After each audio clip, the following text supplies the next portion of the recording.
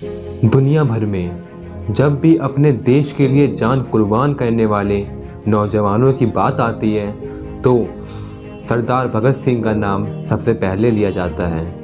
और हो भी क्यों ना, केवल 23 साल की उम्र में जिस समय हमारे यहाँ बच्चे कॉलेज की पढ़ाई पूरी कर रहे होते हैं, उस उम्र में उन्होंने अपने विचार और अपनी देशभक्ति के दम पर अंग्रेजी सरकार की जड़ें हिलाकर रख दी थी।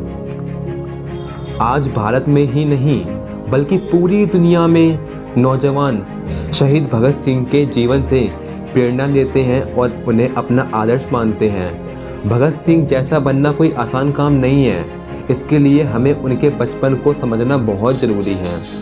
उनके बचपन से जुड़ा हुआ एक बहुत मशहूर किस्सा है जो हर बच्चे को जानना और समझना ज़रूरी है।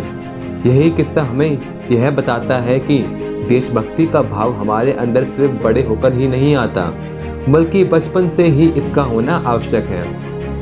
एक बार की बात है, भगत सिंह के चाचा घर में एक बंदूक लेकर आए। उन्होंने अपने चाचा से पूछा कि इससे क्या होता है।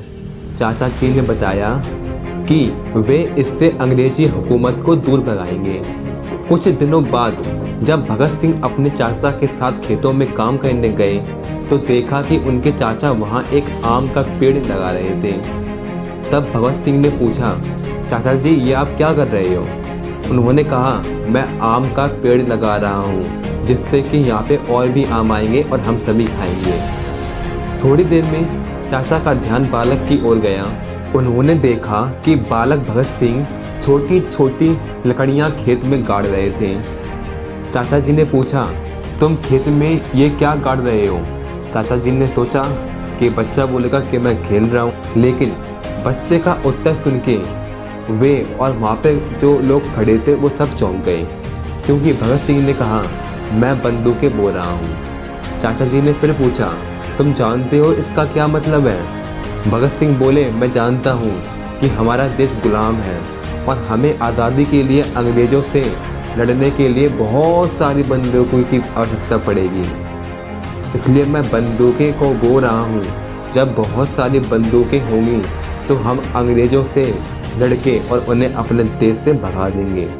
उस दिन भगत सिंह के चाचा जी और पिताजी ने तय किया कि बचपन में इस बच्चे के विचार ऐसे क्रांतिकारी हैं तो इसे हमें इसके पालन पोषण में और इसकी गतिविधि पर विशेष नज़र रखनी होगी ताकि इसके अंदर की यह प्रतिभा निखर कर आए, यह ऊर्जा कहीं और ना बह जाए। बाद में ऐसा ही हुआ। दुनिया भगत सिंह को जानती ही नहीं बल्कि पूछती भी है।